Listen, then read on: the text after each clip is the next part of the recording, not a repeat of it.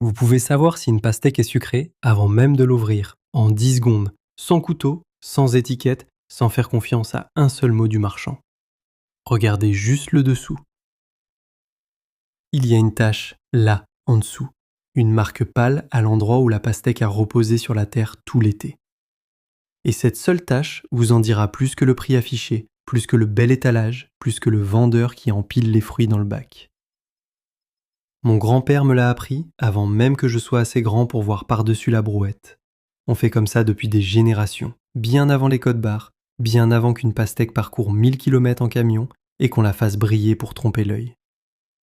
Les familles paysannes du Gard chez qui j'ai grandi choisissaient leur pastèque au toucher et au regard, et on se trompait presque jamais. Le monde moderne a oublié comment faire. Quelqu'un s'en est assuré, parce qu'il y a de l'argent à gagner à ce que vous ne sachiez pas. Restez avec moi, parce qu'au milieu de cette vidéo, je vais vous montrer la marque que les anciens juraient être la plus fiable de toutes, celle que je regarde en premier à chaque fois. Ça ne vous coûte rien, ça prend un coup d'œil, et c'est la chose la plus proche d'une garantie que vous obtiendrez jamais d'un fruit qui cache tout à l'intérieur. Laissez-moi vous ramener en arrière. J'ai grandi dans une ferme du Vaucluse. On avait un carré de pastèque en bas du champ, près de la rivière, là où la terre devenait sablonneuse. Mon père le plantait chaque mois de mai, et en août, les tiges couraient partout comme des cordes vertes. Je sens encore cette odeur. La terre chaude, la tige coupée, cet air lourd et sucré juste avant l'orage. Mon grand-père marchait lentement dans ce carré, les mains dans le dos, et il s'arrêtait devant une pastèque, la poussait du bout de sa botte et disait « Celle-là est prête, les autres peuvent attendre ». Et il avait raison, à chaque fois. Pas de montre, pas de calendrier, juste ses yeux et ce que son père lui avait appris. J'ai rassemblé toutes ces méthodes anciennes pour réduire vos factures dans un livre. 93 méthodes, illustrées, avec les matériaux et les prix. Vous pouvez le retrouver en description ou en allant sur lesancienssavaient.app. Je n'y reviendrai pas, je vous laisse regarder en description si vous êtes intéressé. C'est ce que je veux vous transmettre aujourd'hui. Tout, chaque marque, chaque son, chaque astuce, dans l'ordre, pour qu'à la fin, vous puissiez vous approcher d'un tas de pastèques et les lire comme des mots sur une page. Commençons par cette tache pâle sous le fruit, parce que c'est la partie la plus honnête de toute la pastèque. Quand une pastèque pousse, elle repose au sol. Elle ne peut pas faire autrement. Elle devient trop lourde. Et le côté qui touche la terre ne voit jamais le soleil. Il ne peut donc pas verdir comme le reste. Instead, il prend une couleur. Et cette couleur, c'est la pastèque qui se trahit elle-même. Voici ce que la plupart des gens n'ont jamais appris. Si cette tache est blanche, pâle, presque blanc verdâtre, reposez le fruit. Cette pastèque a été cueillie trop tôt. Elle n'a pas eu le temps de finir sa maturation. Les sucres ne sont jamais montés. Mais si cette tache est d'un jaune crème profond, la couleur du beurre fraîchement baratté, celle d'une vieille enveloppe oubliée dans un tiroir, c'est la bonne. Ce jaune signifie que la pastèque a passé les longues journées chaudes sur la tige et a pris son temps pour mûrir. Plus le jaune est profond, plus le fruit a mûri longtemps. On appelle ça la tache de sol. Les études agronomiques, quand les chercheurs s'y sont enfin penchés, ont trouvé exactement ce que mon grand-père savait avec sa botte. Une tache de sol jaune beurre s'accorde presque à chaque fois avec un fruit plus mûr et plus sucré. Plus le jaune est profond, plus il y a eu de jours sur la tige, plus il y a de sucre à l'intérieur. Réfléchissez à ce que ça veut dire au marché. Vous êtes là, 20 pastèques dans le bac, et la plupart des gens attrapent la plus jolie, la plus ronde, la plus brillante. Ils ne la retournent jamais. Ils ne regardent jamais la partie qui dit vraiment la vérité. Retournez le fruit, regardez le dessous.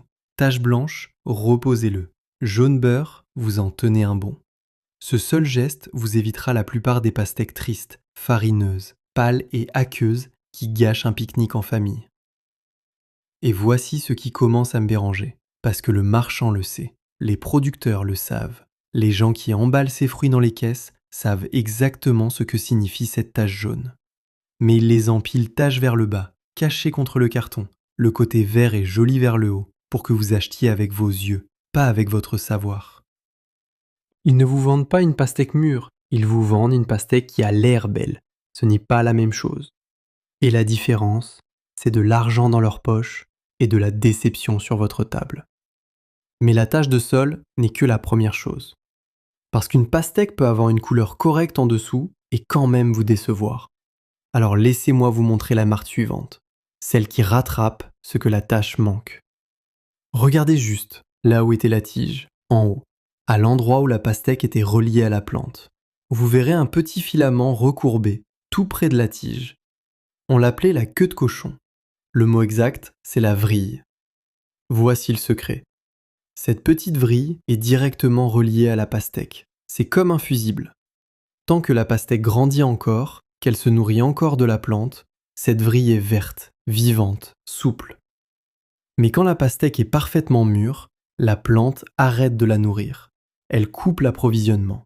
Et cette petite vrille, n'ayant plus rien qui passe à travers elle, sèche, brunit, devient cassante. Alors regardez la vrille. Verte et fraîche, la pastèque n'est pas finie. Elle se nourrit encore. Laissez-la. Brune et desséchée, recroquevillée comme un brin de paille, la pastèque a signalé à la plante qu'elle avait terminé. Elle est mûre, elle est prête. Vrille verte, trop tôt. Vrille brune, parfait. Mon grand-père ne coupait jamais une pastèque du carré tant que cette queue de cochon n'était pas brune. Il vérifiait avec 2 doigts. Si elle était encore verte, il disait « Elle parle encore à la plante, laisse-la tranquille ». Et on a laissé. Parce que cueillir une pastèque trop tôt, c'est la seule erreur qu'on ne peut pas rattraper. Une pastèque ne mûrit pas après la cueillette. Je le répète, parce que le monde moderne se trompe constamment là-dessus. Une pastèque ne devient pas plus sucrée sur votre plan de travail. Elle est aussi sucrée qu'elle ne sera jamais au moment où elle quitte la tige. Une banane mûrit sur le comptoir, une pêche s'assouplit dans la coupe de fruits. Une pastèque, non. Ce que vous cueillez, c'est ce que vous obtenez. Cette vrille sèche est donc la preuve que la pastèque a eu le temps de finir avant qu'on ne la détache. Au supermarché, vous ne trouverez pas toujours la vrille, parce qu'on coupe les tiges très court. Mais sur un étal de producteur, à un marché paysan, chez le voisin qui vend directement, cherchez-la. C'est une vérité gratuite qui pend juste là.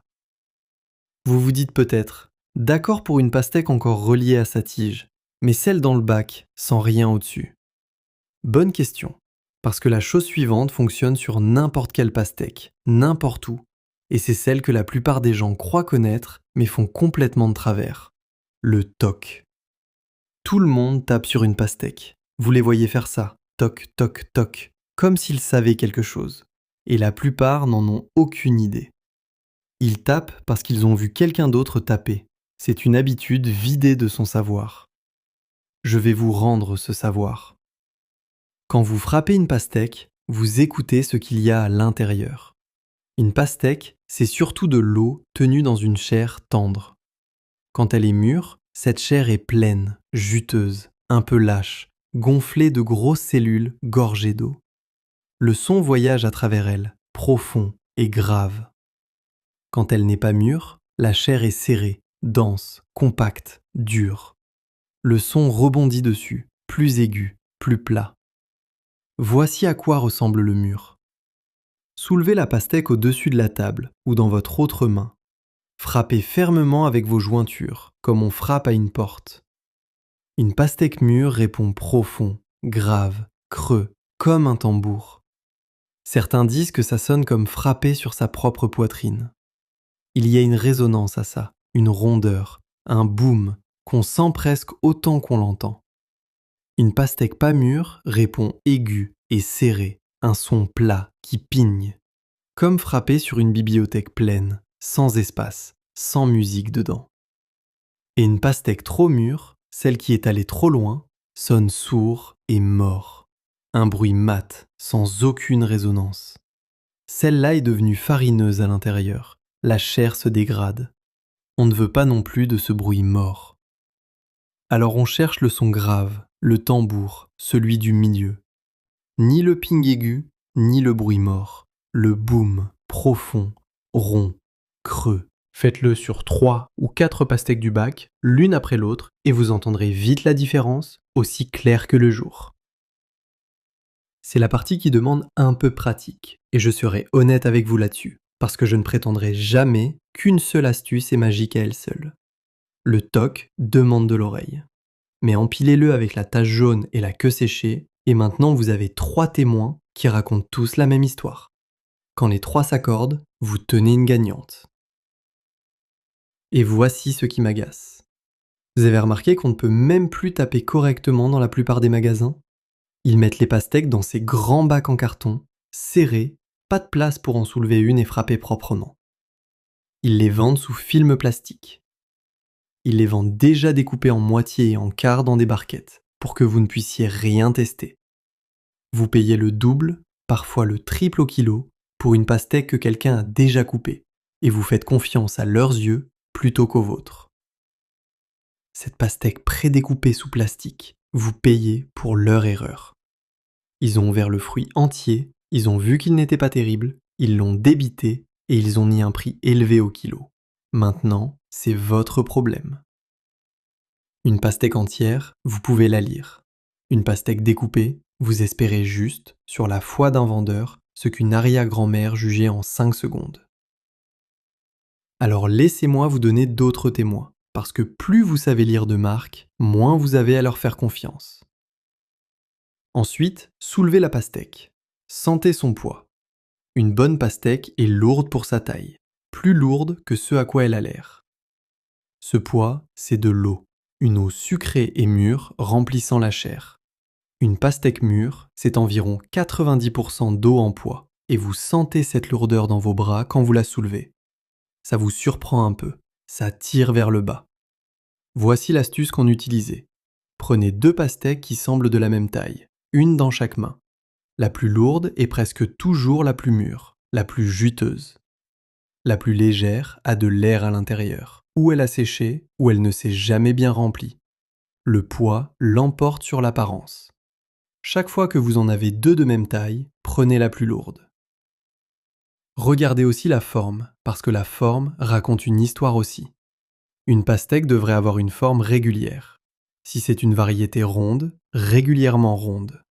Si c'est une variété oblongue, régulièrement oblongue, lisse sur toute sa longueur. Ce qu'on ne veut pas, c'est une pastèque avec des côtés plats, des creux, des bosses ou un bout gros et l'autre pincé. Voici pourquoi, et c'est la partie que personne n'explique. Ces bosses et ces creux viennent d'un arrosage irrégulier et d'une pollinisation inégale pendant la croissance. Quand une pastèque ne reçoit pas une eau régulière, elle pousse par à-coups, et on obtient des bosses, des poches creuses, parfois des stries blanches et sèches à l'intérieur. Une pastèque lisse, régulière et symétrique a reçu des soins réguliers et une eau constante, et elle s'est remplie uniformément de bout en bout. Lisse dehors veut généralement dire lisse, dense, sucrée dedans. Jusqu'ici, la tache jaune, la queue séchée, le toc profond, le poids lourd et la forme régulière. 5 témoins, et chacun ne vous coûte que quelques secondes d'attention. Pas d'outils, pas de gadgets, pas d'application sur un téléphone. Juste vos yeux et vos mains. Les 2 mêmes choses que mon grand-père utilisait dans ce carré près de la rivière.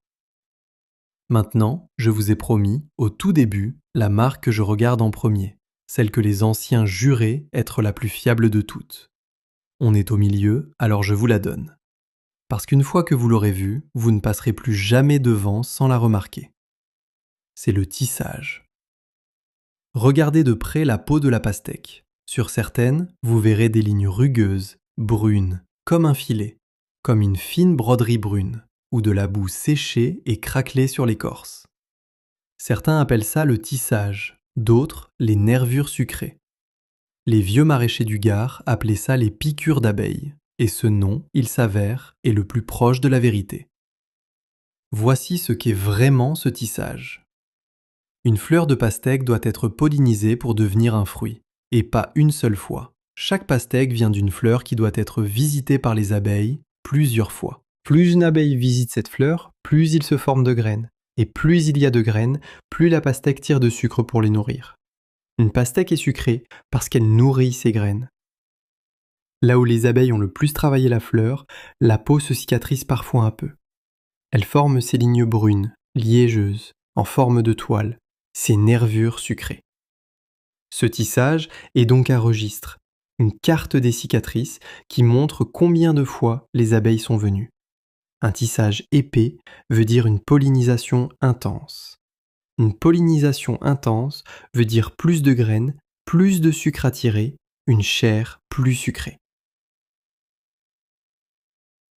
Alors quand je m'approche d'un tas de pastèques, la première chose que mon œil cherche, c'est ce tissage brun. Celles qui en ont le plus, le filet rugueux, les taches brunes et liégeuses, ce sont celles que les abeilles ont préférées. Et les abeilles connaissent le sucré avant nous. Vous verrez parfois aussi une simple tache brune ou une zone tachetée de brun. Les gens pensent que c'est un défaut. Ils tendent la main vers la pastèque lisse et parfaite juste à côté. Ils ont exactement tort. Cette tache sucrée brune, c'est souvent l'endroit où la douceur fuit jusqu'à la surface. La pastèque impeccable est peut-être jolie. La pastèque marquée est généralement plus sucrée. Je vous l'ai dit, le marchand vend avec vos yeux. Et voilà le cœur du problème. Il veut la pastèque propre, verte, sans marque devant, parce qu'elle est jolie dans le bac. Celle tissée, cicatrisée, piquée par les abeilles, a l'air rugueuse, alors elle finit derrière. Et c'est la meilleure des deux. Les familles paysannes ne se sont jamais souciées de l'apparence d'une pastèque. On se souciait de son goût.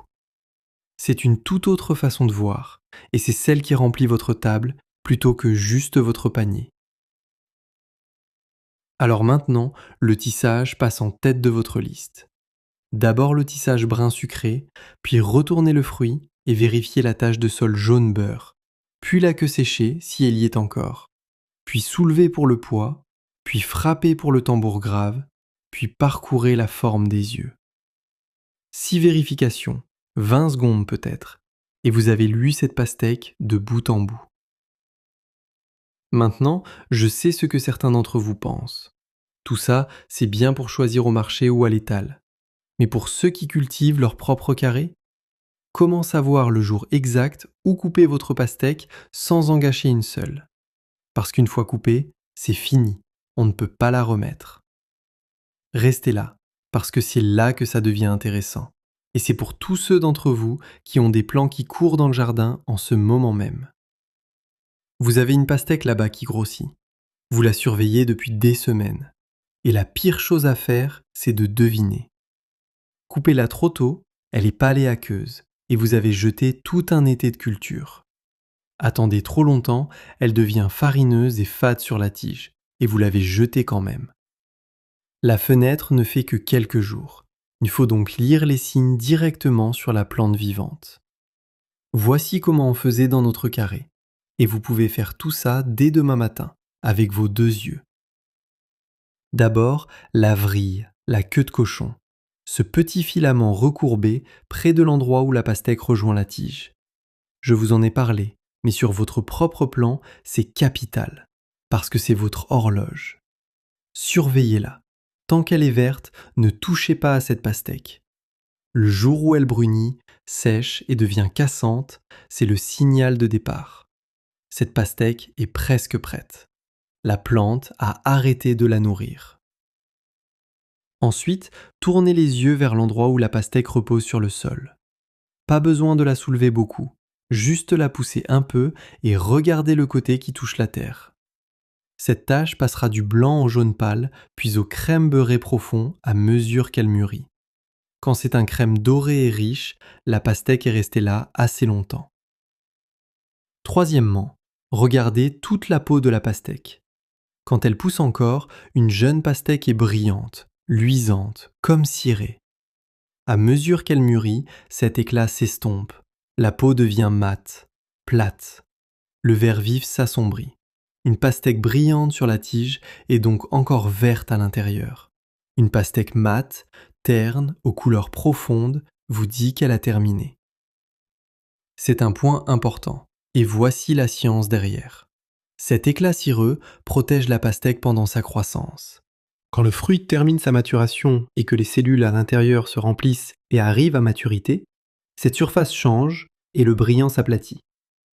L'estompement de l'éclat est donc un signal que la plante envoie elle-même pour dire que le fruit est mûr. Mat l'emporte sur brillant, sur la tige. Retenez ça. Réunissez ces 3 éléments sur votre propre plan. Une vrille brune et sèche, une tache de sol jaune beurre, une peau mate et sans éclat. Quand les trois s'accordent sur la même pastèque, sortez votre couteau et coupez-la. Ne tirez pas, ne tordez pas. Ça déchire la tige et peut faire pourrir le point d'attache. Coupez proprement en laissant quelques centimètres de tige et rentrez-la. Et voici un bonus pour ceux qui cultivent chez eux, que les catalogues de graines ne vous diront pas. Arrêtez d'arroser autant la dernière semaine avant la récolte. Je sais que ça semble contre-intuitif, mais une pastèque noyée d'eau juste à la fin absorbe toute cette eau et dilue son propre sucre. La chair devient aqueuse et fade. Les anciens réduisaient l'arrosage à mesure que les pastèques finissaient de mûrir, et les sucres se concentraient et la chair devenait dense et sucrée. Asséchez un peu à la fin. Laissez-la avoir un peu soif. Elle vous le rendra dans l'assiette. Alors, que vous soyez au marché, chez un producteur ou dans votre propre carré, vous avez maintenant toute la méthode. Vous n'avez besoin de personne pour vous dire quoi que ce soit. Vous la lisez vous-même. C'est tout le principe. C'est ce qu'on nous a retiré, lentement, au fil des années. Pas en cachant un secret exactement. Juste en vendant de la commodité jusqu'à ce que les gens arrêtent de regarder, arrêtent de savoir, arrêtent de faire confiance à leurs propres mains. Réfléchissez à comment ça s'est passé. Il y a 100 ans, presque tout le monde avait cueilli une pastèque sur sa tige, ou avait regardé sa mère le faire, ou s'était tenu dans un champ pendant qu'un grand-père en frappait une et hochait la tête. Le savoir était juste dans l'air. On l'absorbait comme on absorbait comment allumer un feu ou saler un jambon. Puis les pastèques ont commencé à venir de loin. Puis elles sont arrivées prédécoupées. Puis elles sont arrivées avec des étiquettes promettant la douceur. Et à chaque étape, vous avez remis un peu plus votre jugement entre les mains de quelqu'un dont le métier est de vous vendre le fruit, pas de vous dire la vérité dessus. Ce n'est pas vraiment de la colère que je ressens. Les familles paysannes n'aiment pas trop porter la colère. Mais c'est un gâchis. Parce que ce savoir n'a jamais été difficile, jamais coûteux, jamais hors de portée. C'était une tache jaune, une petite queue brune et un cou profond. Et toute une industrie s'est construite sur le fait que vous oubliez ces trois choses et que vous tendez la main vers la plus jolie à la place. Maintenant, laissez-moi vous donner le point final, celui que je gardais pour la fin, parce qu'il y en a encore un. Le plus surprenant de tous, et il vient des gens qui étudient ça pour vivre, rattrapant enfin ce que les vieux paysans disaient depuis toujours. Vous savez, ces rayures vert foncé sur la pastèque, la plupart des variétés en ont. Rayures foncées, rayures claires, rayures foncées tout autour. La plupart des gens ne regardent jamais les rayures pour quoi que ce soit. C'est juste de la décoration pour l'œil. Mais voici ce que les anciens avaient remarqué, et ce que la science a discrètement confirmé. Sur une pastèque parfaitement mûre, le contraste entre les rayures foncées et les rayures claires devient plus fort, plus net. Le vert foncé s'assombrit encore, presque forêt profonde. Et la rayure claire reste pâle, si bien que les lignes ressortent, nettes et affirmées. Sur une pastèque pas mûre, l'ensemble paraît plus uniforme, plus délavé, les rayures floues et proches en teinte. Mais ce n'est même pas encore le secret. Le vrai est plus petit et plus étrange. Et c'est encore la tache de sol, mais plus profondément que je ne vous l'ai dit la première fois. Regardez la tache de sol une dernière fois, mais cette fois, cherchez un anneau de couleur ou de petits points en relief à l'intérieur. Sur les pastèques les plus mûres de toutes, cette tache jaune beurre montrera parfois de fines petites bosses en relief, où s'approfondira presque jusqu'à l'orange en son centre. C'est du sucre. C'est la pastèque tellement pleine de sucre que ça se voit à la surface, à ce seul endroit tendre où elle a reposé tout l'été. Les vieux maraîchers appelaient les plus profondes la tache de miel, et ils les mettaient de côté en premier, pour les enfants. Et il y a une vérité mesurée derrière tout ça. Quand les producteurs et les chercheurs sont allés tester des pastèques face à ces vieux cygnes avec leur réfractomètre, L'outil qui lit la teneur en sucre à partir d'une goutte de jus, ils ont trouvé que les pastèques avec une tache de sol profondément jaune, une vrille sèche et un tissage d'abeilles épais obtenaient des scores de sucre nettement plus élevés que les jolies, pâles, propres et brillantes. Plus élevés d'une marge que vous goûteriez dès la première bouchée. Les instruments ont confirmé la botte et les jointures. La science a rattrapé mon grand-père avec des décennies de retard et lui a donné raison. Alors voici votre mission, celle à faire ce week-end, le morceau récupéré. La prochaine fois que vous aurez une pastèque sur le plan de travail, avant de la couper, posez-la et lisez tout d'un coup, comme un visage. Les rayures nettes et contrastées, la tache de miel, profonde et beurrée, peut-être orangée au centre, sous le fruit. Le tissage d'abeilles brun sur la peau. L'écorce mate, pas brillante. Le poids lourd dans vos bras. Et donnez-lui ce coup profond, en écoutant le tambour. Quand une pastèque coche toutes ces cases, coupez-la, et je parie que vous n'aurez jamais goûté une pastèque de supermarché aussi proche de celle cueillie directement sur la tige en plein mois d'août. Et faites une dernière chose que les enfants ont toujours adorée. Gardez les graines, rincez-les, séchez-les sur du papier absorbant sur le rebord de la fenêtre, et au mois de mai prochain, mettez-les en terre. La pastèque la plus sucrée que vous ayez jamais achetée pourrait bien vous donner votre propre carré. C'est comme ça que ça s'est toujours transmis. Pas acheté, cultivé, transmis. Une pastèque que vous lisez de vos propres mains devient une pastèque que vous cultivez de vos propres mains. Et vous n'avez plus jamais besoin qu'un magasin vous dise quoi que ce soit. C'est tout le cadeau m'a enseigné en marchant dans ce carré. Tout ce que son père lui avait appris, posé bien à plat devant vous en une seule fois. La tache jaune, la queue de cochon, le tambour profond, le poids lourd, la forme régulière, le tissage d'abeilles, la peau mate, les rayures nettes, la tache de miel. Lisez-les ensemble et la pastèque ne pourra plus rien vous cacher. Vous n'avez pas appris une astuce aujourd'hui, vous avez récupéré quelque chose. Quelque chose qui vous appartenait depuis toujours et qu'on vous a discrètement vendu. Une pastèque prédécoupée, sous plastique, avec étiquette promettant la douceur, à la fois. Les familles paysannes ne l'ont jamais perdue, parce qu'elles ne l'ont jamais cédée. Et maintenant vous l'avez aussi, et vous pourrez le transmettre à vos propres petits-enfants, comme ça a toujours dû se faire. Dites-moi en commentaire où cueillez-vous vos pastèques cet été ? Votre région, votre marché, votre propre jardin ? Et si vous pouvez, dites-moi quel signe vous a le plus surpris.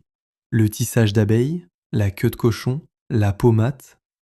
Le savoir n'a jamais disparu. Il attendait juste que quelqu'un pose la bonne question.